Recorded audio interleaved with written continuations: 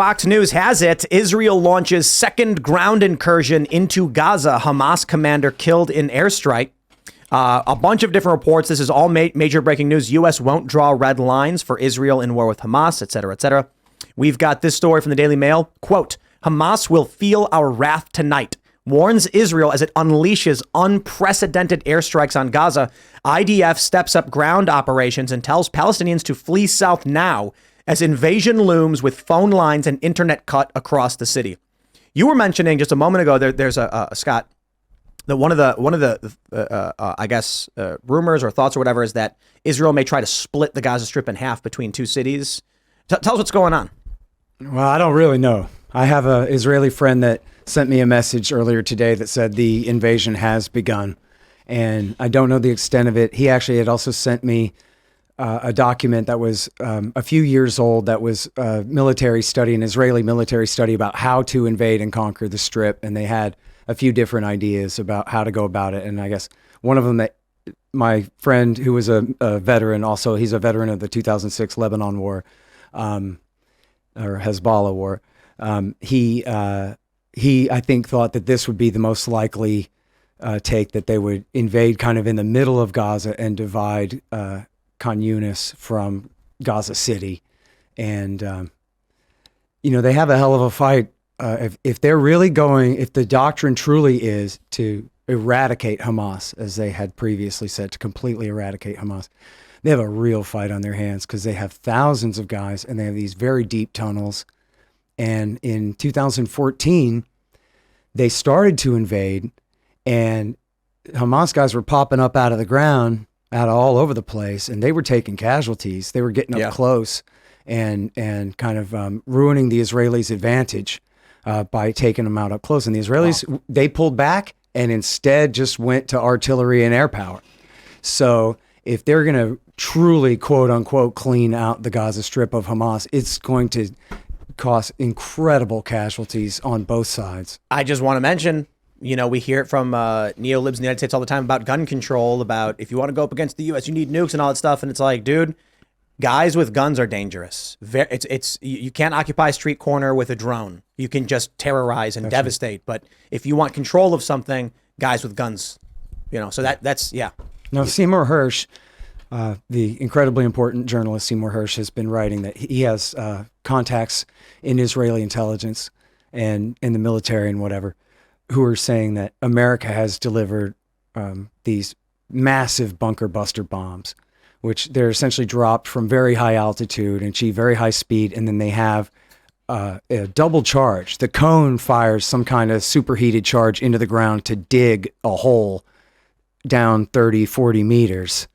And then the main charge, which is also a shape charge, that's shaped downward, goes. So that this is how to kill a bunker without having to use a nuke, is to use these massive bunker buster bombs. And then the idea is they're going to try to use these to destroy the Hamas tunnels. But of course, Hamas has dug their tunnels deep enough to try to be protected from those. So we don't know if that'll really work for them or not. They're going to have to do tunnel rat type tactics like they did in Vietnam. Wow. And one of the things that I was mentioning to Scott earlier that we didn't want to talk about without being on air is this is going to be, if they do decide to go into, or, really go in full scale, it's going to be like Fallujah, in Iraq. And that was bloody. And a lot of people died. A lot of innocent people died. So the idea that this is going to be some kind of easy fight, that is absolutely not the case. I'm hoping that it's a crazy thing to hope, but not really, but I'm hoping that the Ukraine stuff is fizzling out, and that but I'm not so sure. Right there's talk that the U.S. is losing interest in this because the shifting fight. A shifting fight is better than expanding into World War III. But I got this foreboding feeling as we're preparing the show. Reports that U.S. has led airstrikes on Iranian-backed targets already. Mm-hmm. That's another story we'll pull up in a second. And I'm like, if the U.S. is deploying tens of thousands, 19,000 personnel into the region already, some are saying that they've been deploying the largest NATO fleet ever amassed. I don't know if that's true, but I'm seeing these images and various individuals in politics posting these things. May or may not be true. But we saw the announcement last night. The U.S. has deployed many more troops into the region. We're getting more moving from other areas into this area.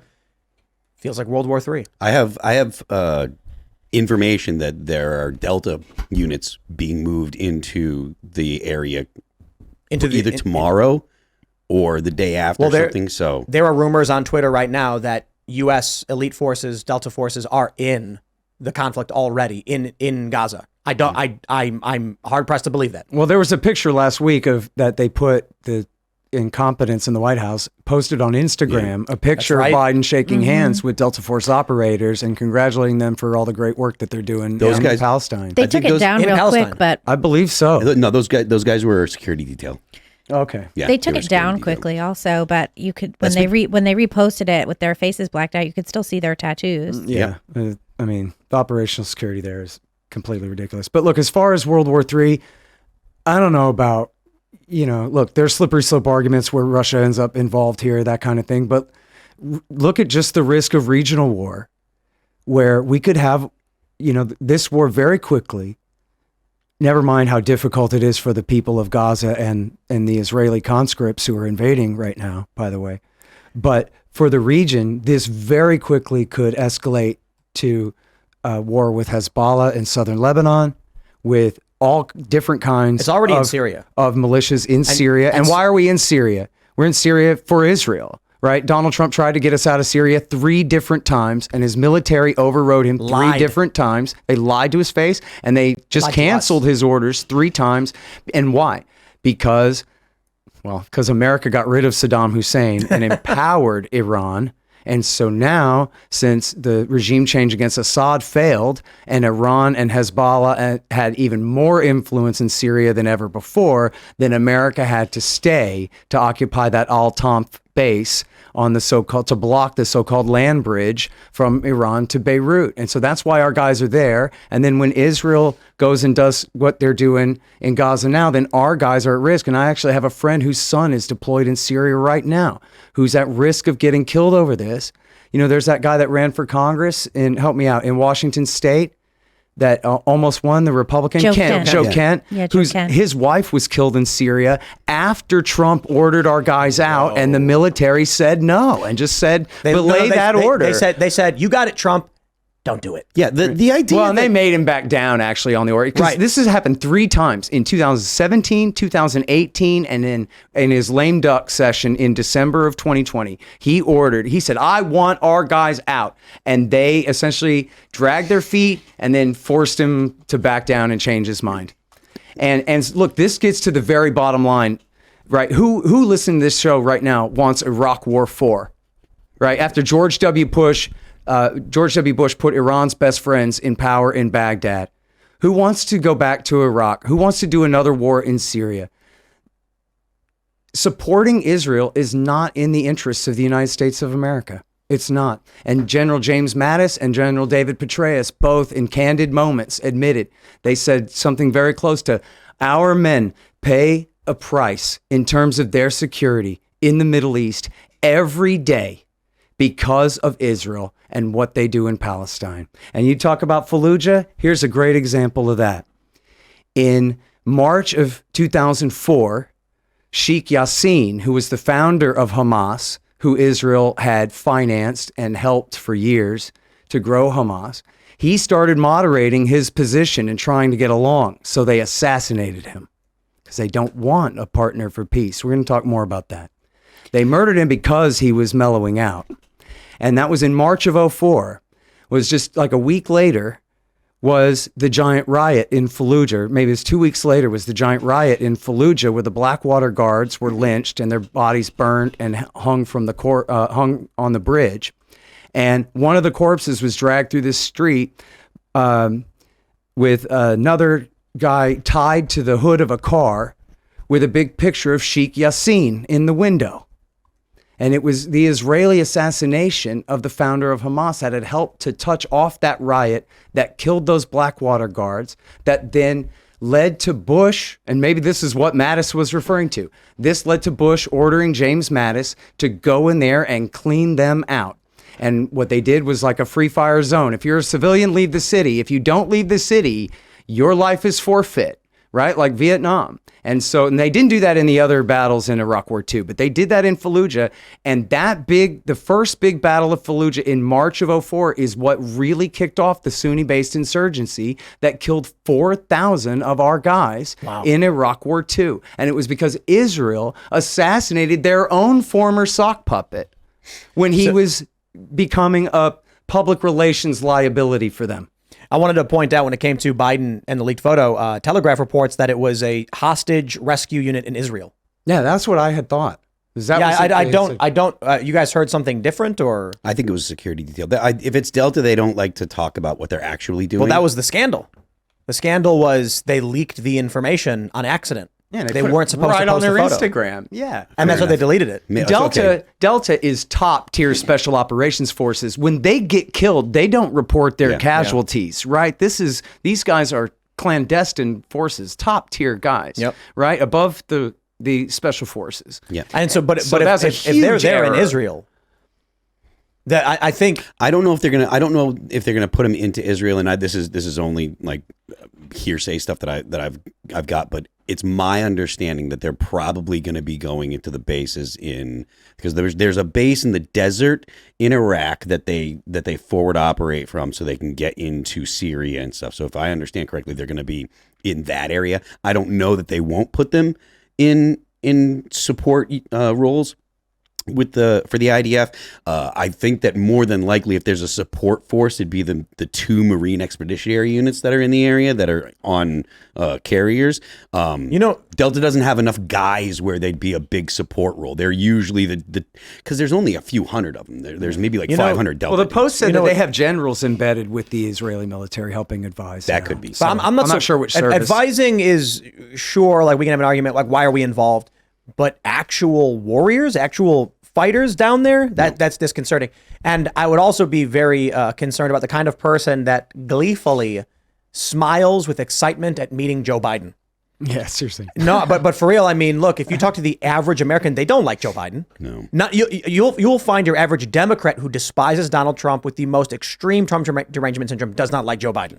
But they'll still vote for him. And that I get. That's fine. My point is they don't meet Joe Biden and go, yeah, fist bump, high five, like, it's so great to meet you. And I look at this photo of these guys shaking Biden's hand and I'm like, I am worried about. Although, he's the boss. They're military and he's the president. Yeah. That's basically all. But that's my really point. Going that's on my there. point.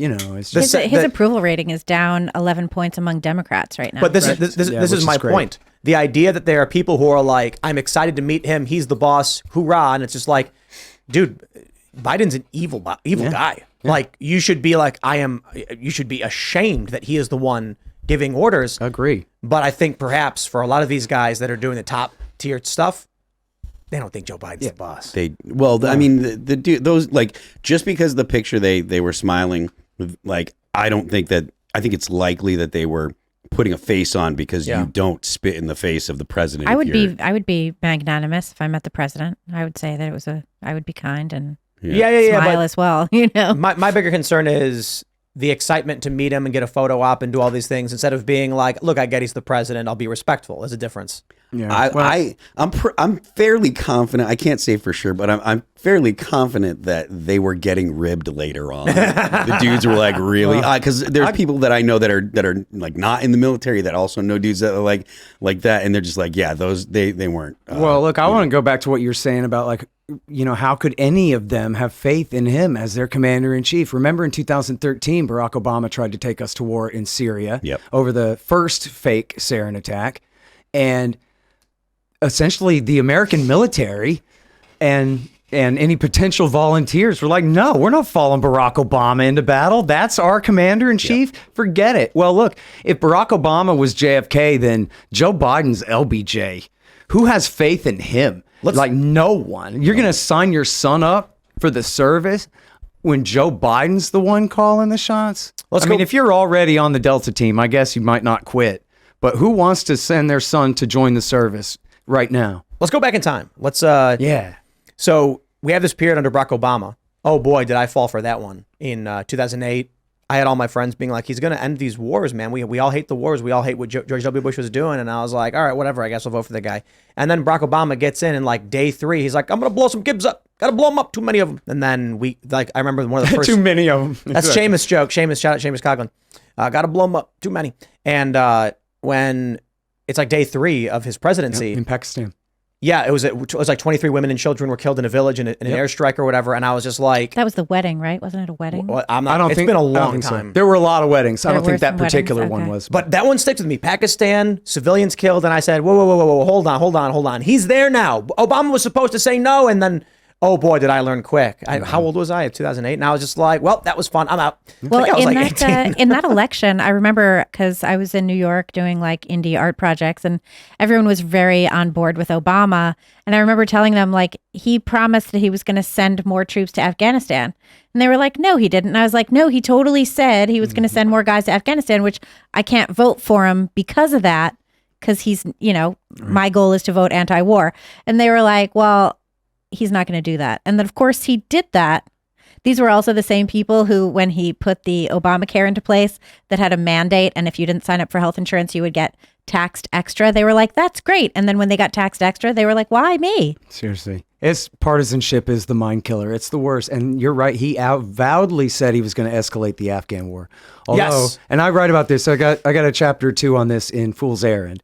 What he really said, he wanted to send a couple brigades, which was mostly just like a PR thing that he was saying Afghanistan is the good war, Iraq is the bad war, whatever. Then as soon as he got into power, they just absolutely rolled him. And it was the Secretary of Defense, the Chairman of the Joint Chiefs of Staff, Generals Petraeus and McChrystal in alliance with McCain and Graham in the Senate. And they spent 9 months pressuring him to escalate that war by 70,000 troops, which eventually he did. Yep. And Lindsey Graham promised him, he said, give us a number. This is after he already sent 40. Graham said, give us being him and McCain, give us a number that starts with a 3 and we'll leave you alone, meaning 30,000 something more troops. And Obama made the deal. So here was his calculation, right? I'm going to triple a war that I know I can't win. I know that I'm going to get thousands of American soldiers shot and blown up and killed. I know I'm going to get tens or hundreds of thousands of Afghans killed, but it's going to keep John McCain off my back. We made a deal. And that was what he did. And so he escalated the war and then he lost it anyway. Lindsey Graham is vile, evil. You saw what he just said recently, right? Yeah. With or without evidence, it's time to start bombing Iranian targets. Yep. He wants to go to war with Iran so bad, and I know that there are still like holdovers in the government that still think it's a good idea.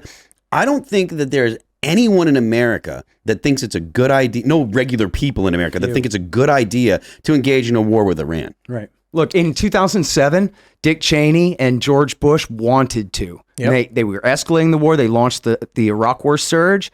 And then they even dropped the lies about the nuclear weapons program for a minute to focus on the lies that they claimed. And people should check this. It's not true. And I wrote it all up in enough already. They claimed that Iran was responsible for every roadside bomb that went off in Shiite parts of Iraq. That's just not true. They were all being made in Iraq by Iraqis. But that was the propaganda, and that was supposed to be the excuse for the war. And then what happened was the Joint Chiefs brought George W. Bush to the Pentagon. And I believe this was in January or February of 2007. And they went to the tank, like the secure room in the basement or whatever. And they told W. Bush, we're not going to Iran. Like maybe the Air Force and the Navy talk tough with their air power, but the Army and the Marines who are already getting chewed up in Iraq and Afghanistan and the Special Operations Forces, they will die by the thousands and thousands and maybe tens of thousands in a war because you have to send in, to take out the anti-aircraft, you have to send in Special Operations Forces with laser designators to take out the anti-aircraft. And you sure can't win a war or get a real regime change from the air. All you could do is some kind of crazy punitive strike anyway. Right. And as they put it, They need guys with guns. They said, that's right. We do not have strategic, I forgot the word for it. What was it? The strategic dominant, that's not the term for it. I'm sorry. I believe it was, I'm sorry. Anyway, the point was the Pentagon, they want to be able to, escalation dominance, pardon me. This was the term I'm looking for. we don't want to fight unless we have escalation dominance, meaning we control every stage of the war. So when we do this, they'll do that, but don't worry because then we'll do this. And then they'll do that, but we have that covered. And they said, but in the case of Iran, we do not have escalation dominance. In the case of Iran, if we attack Iran, they have tens of thousands of missiles. Now, luckily, we don't have 100,000 troops in Iraq and Afghanistan anymore, but we got tens of thousands in Kuwait. We still do have thousands in Iraq, low thousands in Iraq. And we have the 5th Fleet Navy base at Bahrain, and we have CENTCOM headquarters at the Al Ulid base in Qatar. And our allies, the Saudis, Bahrain, UAE, have trillions of dollars worth of economic targets all up and down the western side of that Gulf. And if we go to war with Iran, every bit of that is up for grabs, including our Navy and Air Base there. A geography lesson would wake a lot of Americans up very quickly. So you can pull this up. This is Google Maps. Figure it out. As soon as you look at the map, you go, now I get it. Iraq, Afghanistan. Two amazing coincidental countries for the U.S. setting up a bunch of military bases in. And Kuwait, where we have a bunch of troops. I wonder why that may be. And what do you think Iran is thinking surrounded by U.S. military assets? This has been the plan for a long time. In fact, Cenk Uygur mentioned Wesley Clark, was that his name? Yes. Scott? Yeah. Who talked about the 7 nations the U.S. wanted to invade, and Iran's one of them. Has the U.S. gone after all of them already, or which ones have Almost. not? Okay, Almost. So all right, so it's a great anecdote. People who aren't familiar, you ought to look this up. It's General Wesley Clark. He was the guy that did the Kosovo War for Bill Clinton. He was the Supreme Allied Commander of NATO in 1999.